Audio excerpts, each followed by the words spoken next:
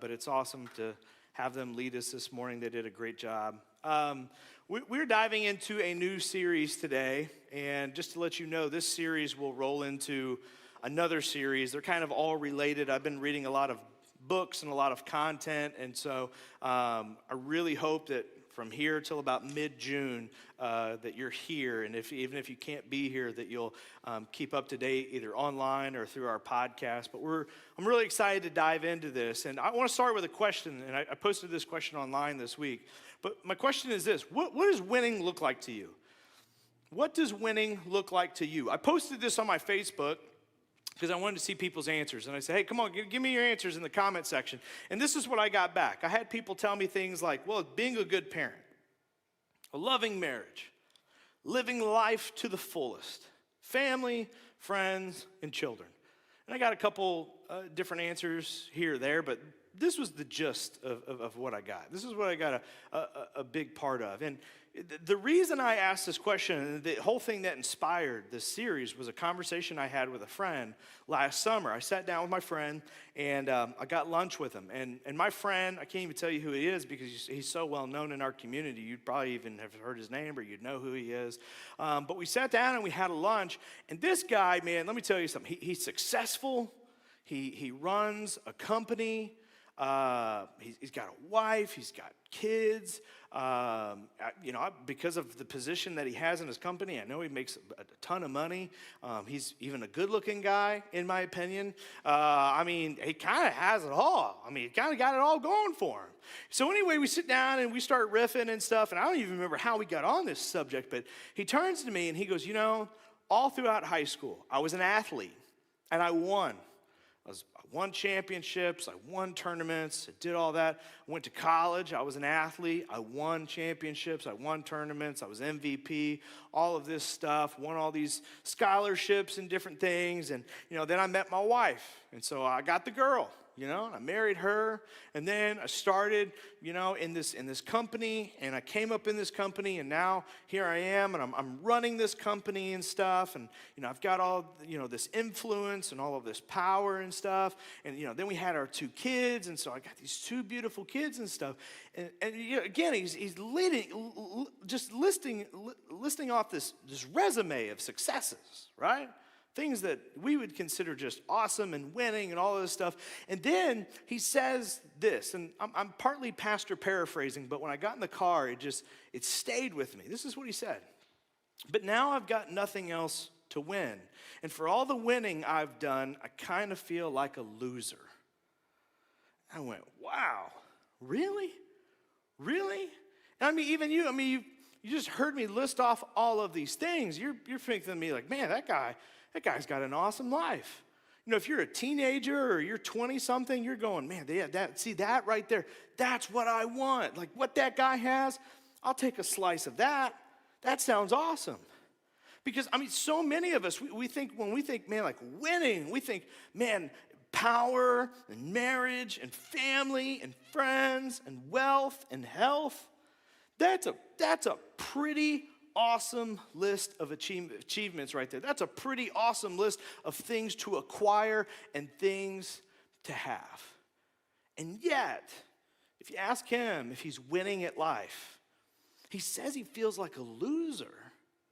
He even went on to describe how at times he's anxious, stressed out, burnt out, overwhelmed, even at times depressed. Now, again, if you're young and you're sitting here, you're going, why in the world would he feel like that when he has all of these things he's acquired and he's possessed? But yet, some of you who are millennials, who are in that age range between 30 and 50, you kind of feel how he feels, don't you?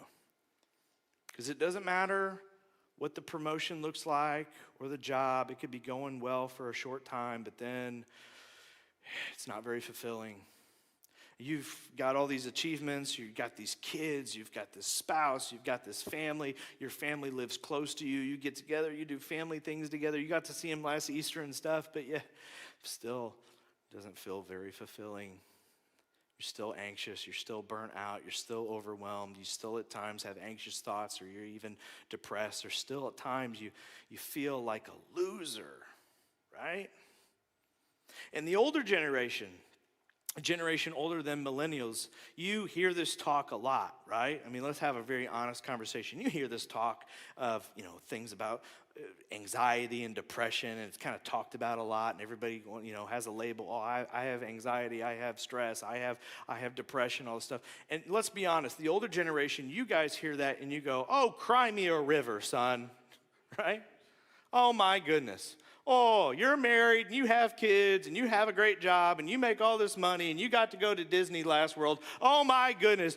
Shut up. Stop being such a baby. Pull your pants up and move on with your life. Wipe those tears off. And look, I understand it. There's been this generational gap where the older generation, you don't understand why this is being talked about so much. Back in your day, this wasn't talked about as much, but there's actually a reason for that. There's a reason why there's been this gap. There's been a change.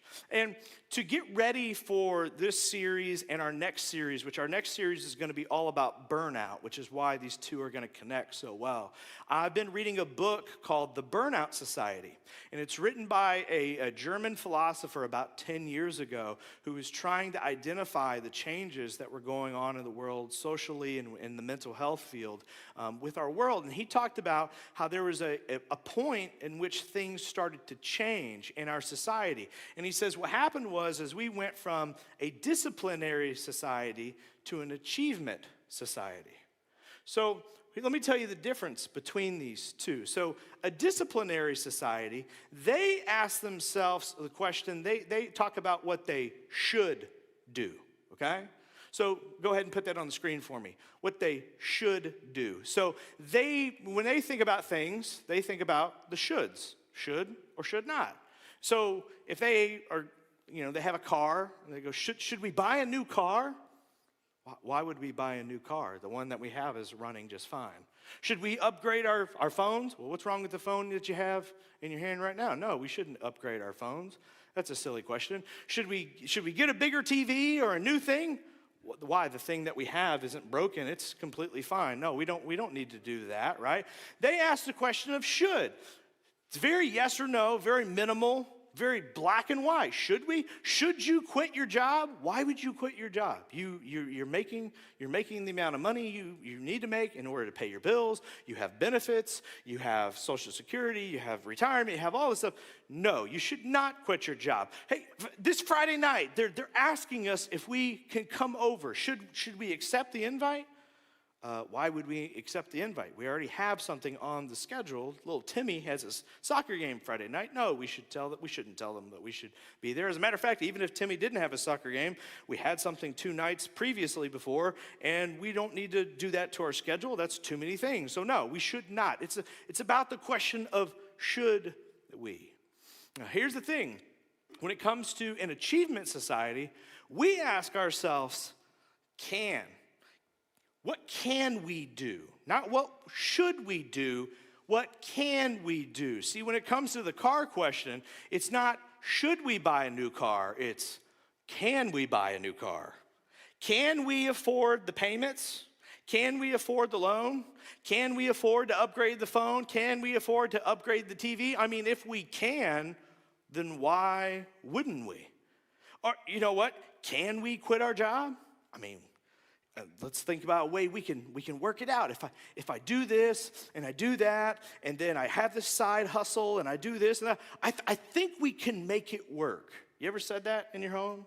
I think we can make it work. I think we can find a way to make it work. That invite that came about Friday night, I know little Timmy has a soccer game, but I think we can make it work. So if you go with Timmy to his soccer game, and I'll go with little Billy to his t-ball game, and then afterwards, we'll meet in the middle and we'll switch car seats, and then I'll go to the other thing, and you go to this thing, and then we'll eat in the car, and I think we can make it work. I think we can. See, our generation is constantly trying to figure out how we can make it work, how we can afford it, how we can maneuver our way through it. And I think we can. And after all, millennial generation, we grew up and our parents, or Gen X, really fostered this kind of society. I mean, remember growing up, we were told things like this: you can do anything you put your mind to. You can be anything you want to be. You can. You just got to figure it out. You've just got to find a way. You just got to pull yourself up and do it and grind and hustle, and sure you can. So see, there's a big difference between these two, because the disciplinary society, they ask themselves a different question. Go to that next slide for me. They ask themselves, should we do that? And the achievement society, they ask themselves, can we find a way? And again, if you're between the ages of 30 and 50, there's this thing inside of us that was taught to us, that was kind of fostered, of find a way. Find a way to be all that you can be and have everything that you could possibly have. Every opportunity, everything that you're looking for. We wrestle with this thing where we ask ourselves, is there a way, can we be the best spouse, the best parent, the best friend, who's the most fit, with the most money, with the best things, and the most success? Can I? Can I be at the top of the leaderboard? Because average is not enough, right? Average is not enough. It's not about having a roof over your head. It's about what the roof looks like. So can we find a way to not just have a roof, but a spectacular roof? It's not enough to have a working car. Oh, it's got to be the car. It's not enough to have a TV. You got to have a TV, right? So let's find a way to have all the things and possess all the things and own all the things. But then wait, we also have to be the best parent. So we've got to provide the kids with the best opportunities, because there's this temptation in all of us. It's not enough to just be a good parent and take care of your kid. You got to give them the world, right? So you got to give them the best vacations and the best opportunities and the best things, and whatever you got to do to help them get there, you're going to do it. If we got to take different cars, different places, and shift our schedules and things, of course we're going to do it. But then also, don't forget, we've also got to be the best spouse. And so I got to be the best spouse, and I got to look a certain way, and I've got to be skinny enough, and I've got to be fit enough, and I've got to have a certain kind of image. And we grew up in this society where what was told to us, what was encouraged by us, were little things like this. Again, you've heard all these things. Where there's a will, there's a way. Can't isn't a word. You can do anything you set your mind to. Failure is not an option, and don't ever pass up on an opportunity, or let's even say, don't pass up on a good deal. It's on sale.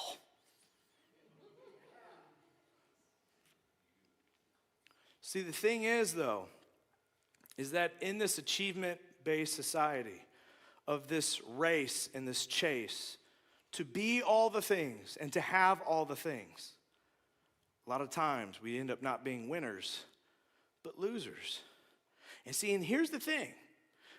If you're between the ages of 30 and 50, you know this chase. You know this battle. You fight for this every day. But here's the other thing. For those of you who are in your 20s or even your teens, this is what stresses you out. Because the thing is that this millennial generation is leading the way, and you look up to us and you go, oh my goodness, look at them. They have power, they're married, they have a great house, they have 2, 3, 4 great cars with a camper attached to it, by the way. They've got all of these amazing things, all of these great opportunities. They've got kids, they've got wealth, they've got health. Oh my goodness, that means that's success, that's winning, and that's what I gotta have too. And all these young people and all these teenagers, they look at that list and they go, okay, so that's what I've got to acquire. And okay, so I got to be married, and I got to have kids, and I got to have a career, and not just any career. It can't just be something average. It has to be something great. It has to be something huge. I need power. I need success, and I need to make X amount, and I need to have this nice of an apartment, or this nice of a house, and this nice of a car, and I got to have all of it before the age of 30. And so there's this like overwhelming feeling of like there's this time clock on this thing. And I got to have this before the age of 30 because that's what they did. That's what my parents did. That's what these people who I look up to, that's what they're doing. And all these people on social media, it's what they're doing. And so I've got to do it, but I'm only 27 and I only have 3 years left. That's where they break. And that's where the anxiety sets in. As a matter of fact, I said that first service, and I had 2 teenagers walk up to me between services and say, that is my biggest fear in life. Is I look at my parents and I look up to some of you and I think these are all the things I have to have, and it's not enough to just have them. I have to have the best of it and I have to be the best and it has to look a certain way. And I'm scared to death that I won't be able to do it and I won't be able to figure it out by the time I'm your age. Tell me when I'm lying. So the thing is that something happened. And in this book, Burnout Society, there's a psychologist who talks about where there was an uptick, and this is what she says. She says, depression began its ascent when society invited us to undertake personal initiative, to be all that we can be, and to do all that we can do. And then next, she says this. But when the individual is unable to measure up or runs out of achievements to chase, he becomes tired and ultimately depressed. And this is what a lot of you who are the same age as me or the same age as my friend are feeling today. And it's why young people, when you think about this mountain that you have to climb and how in the world you're going to get there, when you start to get in the thick of it and you can't figure out your career, you can't figure out what degree you want, you're single and you can't find anybody and you're not married and you're not having kids and you feel like the clock is just ticking, you have this internal feeling of feeling like my life isn't good enough. And look, I get it. I get the grind. I get the hustle. So somebody asked me again between services, so are you saying that, the disciplinary society is better than the achievement society? No, I'm not saying that at all. There's goods and bads to each generation, each society. That's not what I'm saying at all. What I'm saying is that we have a huge problem. We have a huge problem because right now, what is going on in our culture and in our world, and this is an American problem. This is not even a world problem, but specifically Americans are going through this. Psychologists and sociologists are racking their brain and gathering together frantically because they're trying to figure out what's happening in our world because they're finding that statistically, this Gen Z, this age of 20-somethings right now, they are the most depressed, stressed out, anxious-ridden, suicidal generation in American history. And they're trying to figure out what in the world is going on and how in the world can we fix it. Because if this generation is like this, then they believe that Gen Alpha and what follows will likely be the same.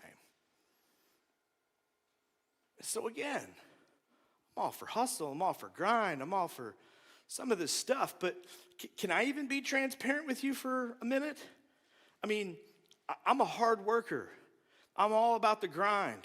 And I'm going to share with you my story over the next 12 weeks because you're talking to a guy who just a couple months ago didn't pastor one church but 2 churches, who coaches CrossFit and competes in CrossFit, who has a wife with a career who also competes in CrossFit, kids that go to jiu-jitsu practice multiple times a week. I mean, we do all the things. And, again, I'm a lot like my friend. We have power, we have influence, we have family, we have wealth and health and all this stuff. But yet, when Kate and I most often talk to each other and I ask, hey, how are you doing? How are you feeling? How's your day going? The number one word that we use most often in our house is tired.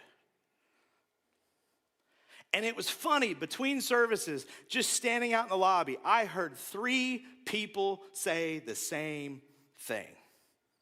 How are you doing? I'm tired. How's it going? I'm tired. Is that normal? Should it be normal? All the running around and all the schedules to keep and all the things that we're trying to be.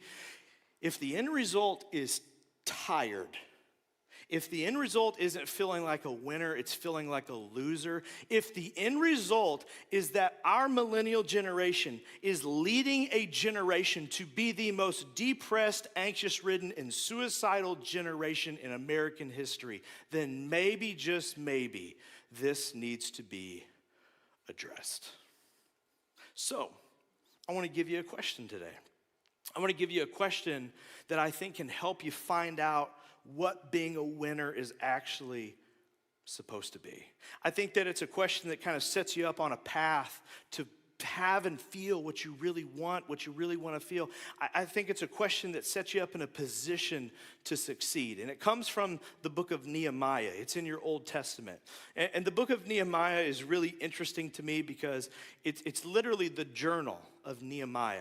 And there's no miracles in it. It's just a practical story of the decisions. It's really a leadership lesson. The entire book of Nehemiah is really a leadership lesson on how to handle a difficult situation. And so he writes it, and it predates when the Jewish Bible was written. But when they found it and when they saw it, it fit with their history, and it was important, and so they included it in the Old Testament. And then when the Old Testament was combined with the New Testament, that's why we have it today. And so it's from Nehemiah, and he was a Jew. But what had happened at this point in Jewish history was, the Jews, the descendants of Abraham, they had a covenant with God, right?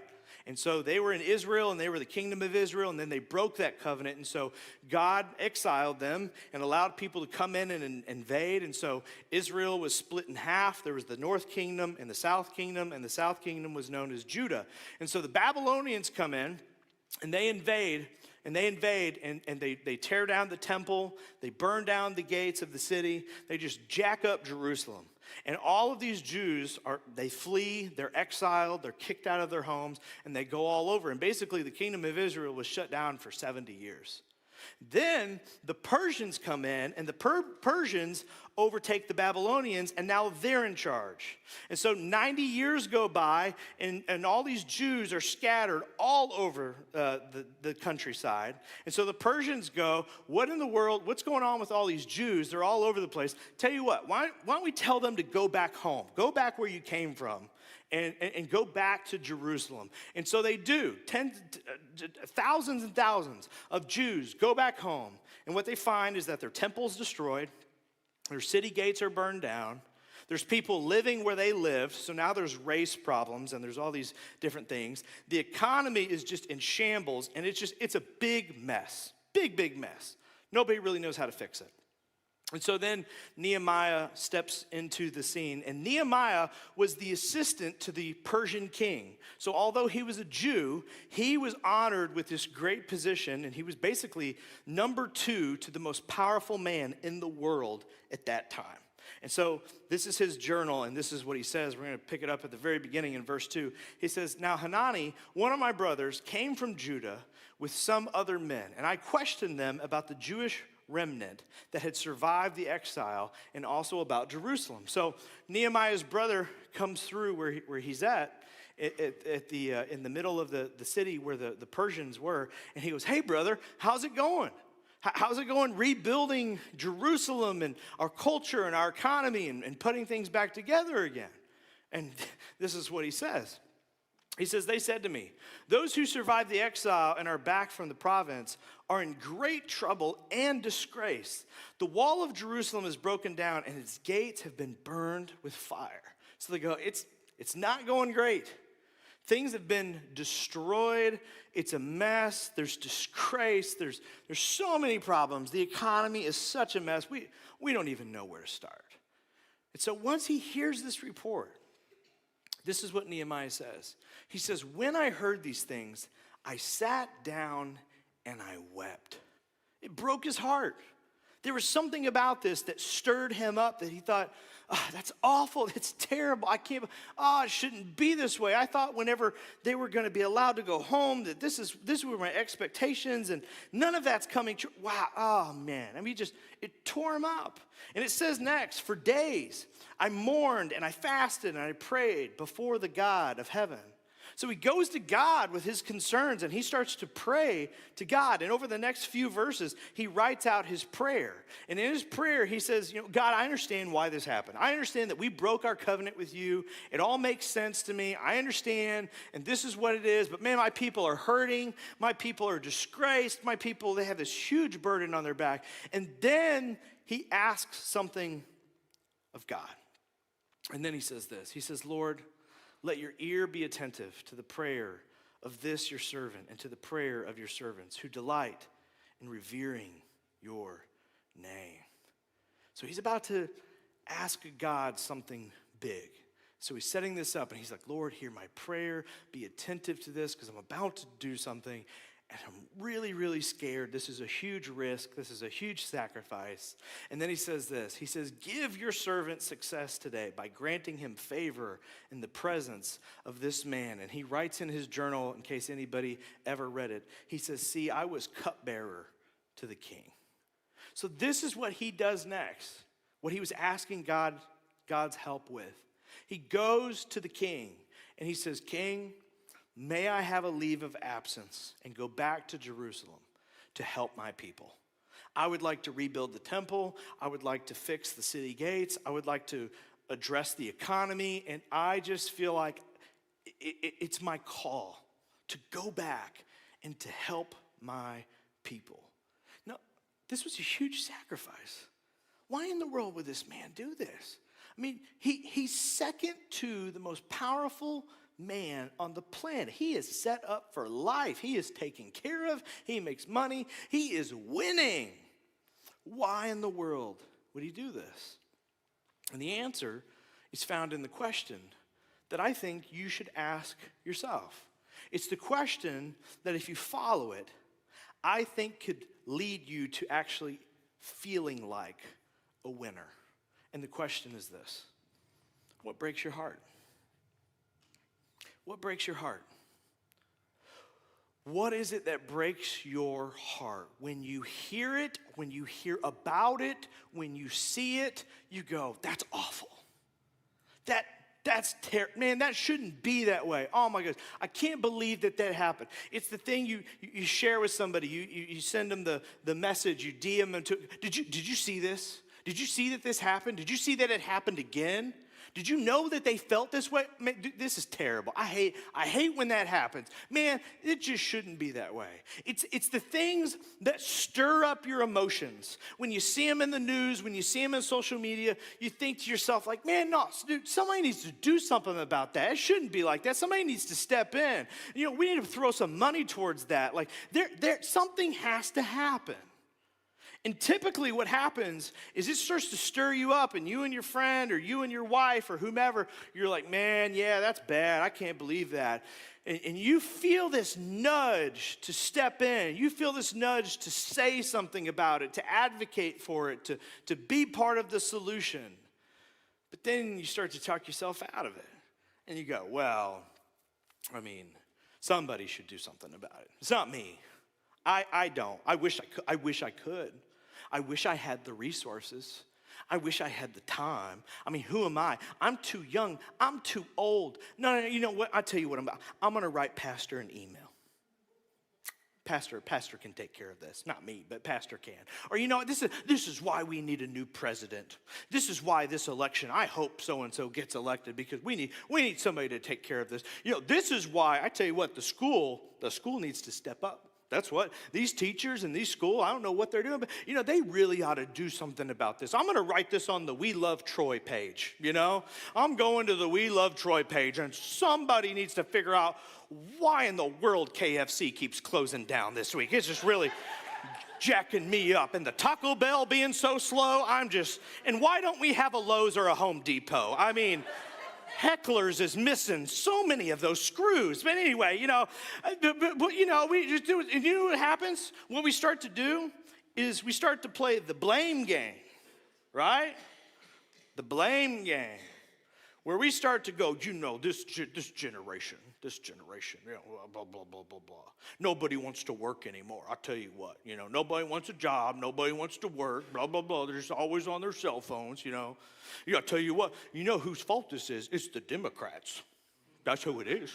It's the Democrats. That's who it is, you know. And we play this blame game, and we just sound old and crotchety, and, you know, it's just great fun to do with Uncle Bill at Thanksgiving, you know what I mean? And we just sit there, and we scratch our bellies, and we point our fingers, you know, and we post our stuff online. And now we're in a whole new sphere of things, right? Playing the blame game, telling Alderman Hakeem he needs to fix this, and all kinds of things, you know, and stuff, and here we go, round and round and round and round. But here's the thing, and again, this is so important. I've sat at so many tables. I've sat at tables with pastors have just moaned and complained and just done all kinds of vile stuff, why their church isn't growing, and this generation, blah. I've sat with people who wanted to talk politics, and they've, this party, and this president, and this senator and stuff. I've sat in PTA meetings and stuff where they've just blasted the school, and it's the principal's fault, and it's the school district's fault, and blah, blah, blah, blah, blah. And here's the thing. Here's the thing when it comes to the blame game. Blame is not a strategy for changing things. Blame is a strategy for avoiding things that need changing. You're not doing anything.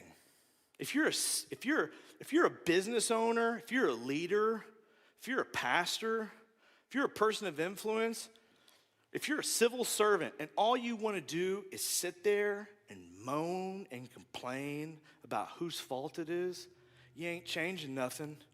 You're just creating toxic conversation.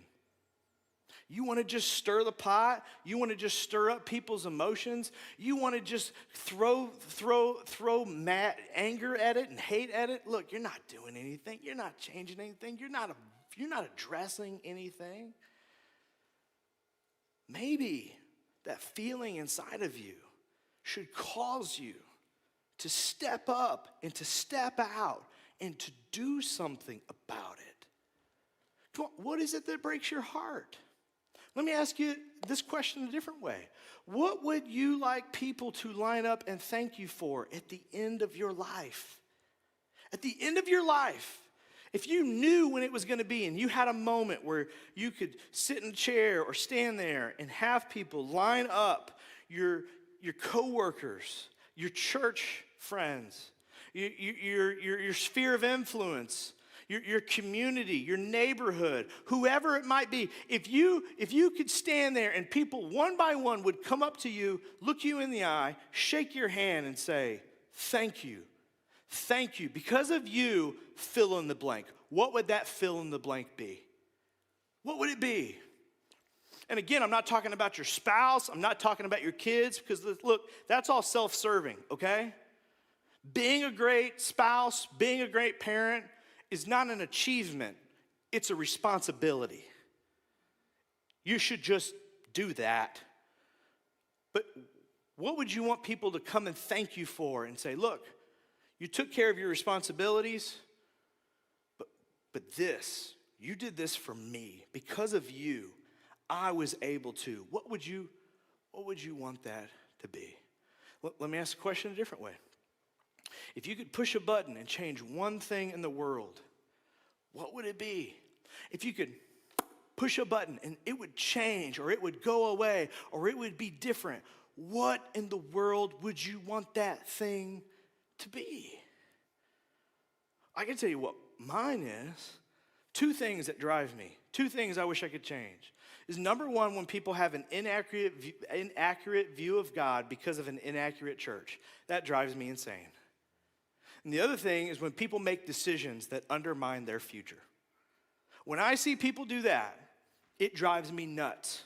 It is the reason I'm a pastor. It is the reason I preach the way I do. It is the reason I say the things I say. I know sometimes I really, really push the lines and I really dig into other churches and stuff, but you got to understand, one of the things that drives me is I hate people having an inaccurate view of God. I just literally sat down and had coffee with somebody this week that said, I grew up in the church, but I feel like the veil was covering my eyes and I wasn't told the truth and I wasn't told the reality of who Jesus was, and I have so much regret and guilt.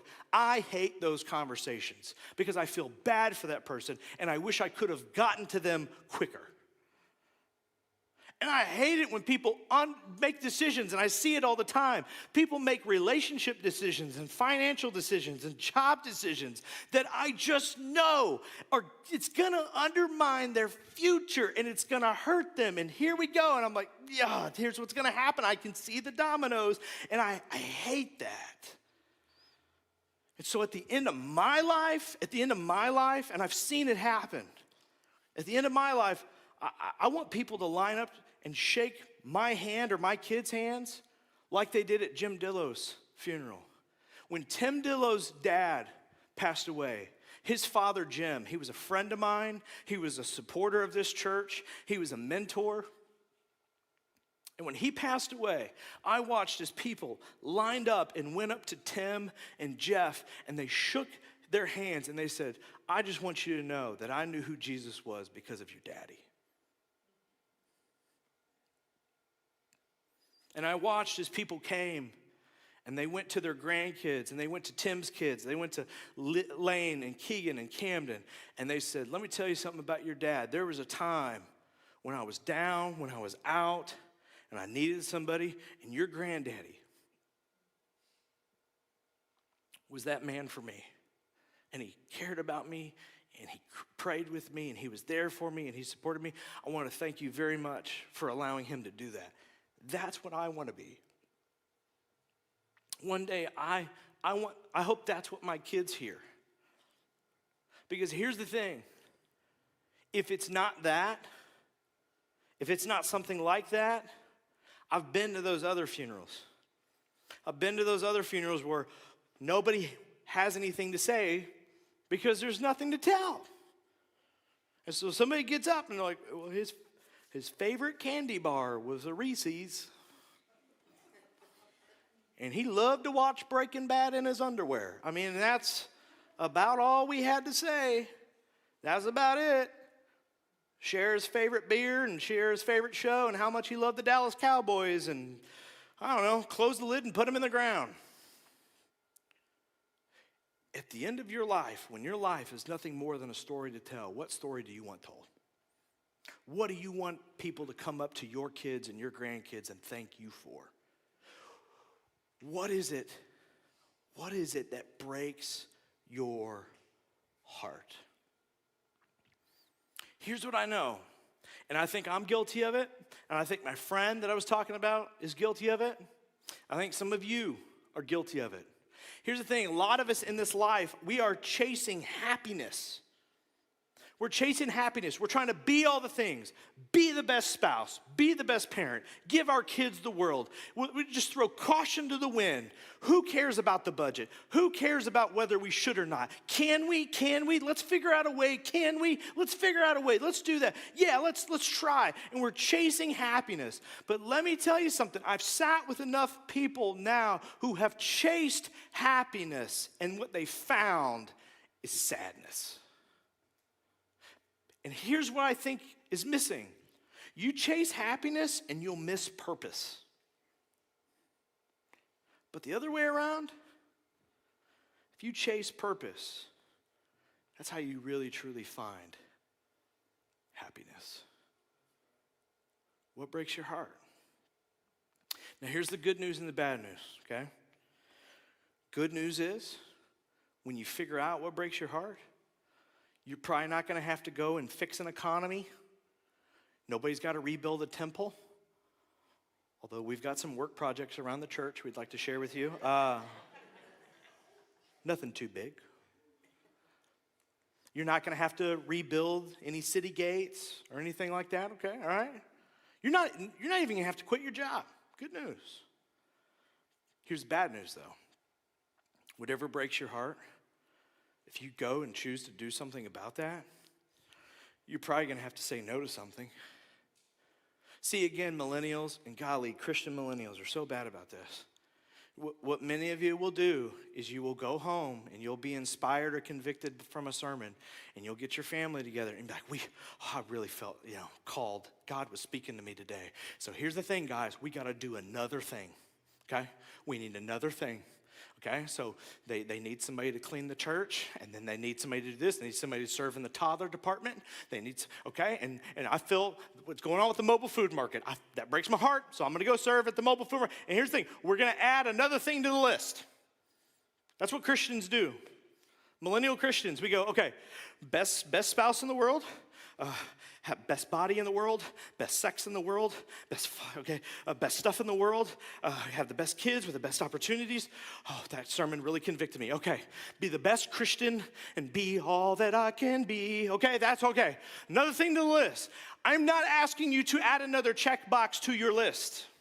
It's not what I'm asking you to do. That's not what you should do. I'm telling you that if you want to address what breaks your heart, if you want to find purpose, you're going to have to say no to something. Not just jam another thing in there. You're going to have to say no. You're going to have to say no to some invitations. You're going to have to say no to, oh my gosh, this would be the craziest thing in the world, and it'll be so hard for you. You're going to have to say no to some opportunities, which I know in our culture, don't ever pass up an opportunity.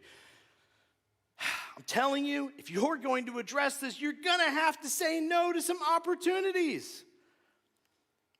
You're going to have to say no to an increase in your schedule. You're going to have to say no from going from one feeder soccer team to another feeder soccer team for another 12 weeks, okay? You might have to say no in order to say yes to what breaks your heart. You may even have to tell me no. And that's okay. If I come to you and I say, hey, could you help us address this? And you say, no, we cannot. We will not add another thing to our schedule. I will applaud you. I will not tell you you're going to hell, okay? Contrary to popular belief, okay? I won't do that. I'll say, good for you. Look at you. Good job. Good job. No. But here's the other part. You're probably going to have to leave your comfort zone. Because addressing what breaks your heart, it is not going to be convenient. It is not going to be easy. It may not even be in your wheelhouse. Addressing what breaks your heart, being an advocate, speaking out, oh, I guarantee you it's going to be uncomfortable. I guarantee you if you have a concern for this next generation and you go, man, somebody needs to help these kids. Somebody needs to be there for them. Cool, do you want to volunteer at youth group on Wednesday night? What? No. That sounds very uncomfortable. Yeah, but maybe that's what you're supposed to do. Sometimes that's what a call is. And the other thing is you're probably going to have to sacrifice something. And that word sacrifice, see, it's crazy, right? When we're chasing happiness, when we're chasing our pursuit to be the best parent, the best spouse, have all the things, all the opportunities, we will sacrifice everything to chase happiness. We will blow the budget up. Well, we shouldn't do that. I don't think we can afford that. That would go beyond our budget. That would be living with outside of our means. Oh, but it's on sale. But it's a 2-for-1 trip to Banana Fana Novana. Come on, man. Come on. Take an opportunity here. You can't pass this up. We will sacrifice everything to chase opportunity, to chase happiness. Let me tell you something. To find your purpose and to chase what breaks your heart, it will require the same sacrifice you're already sacrificing for your schedule, for your sports, for your goals, for your kids. It's just going the wrong way.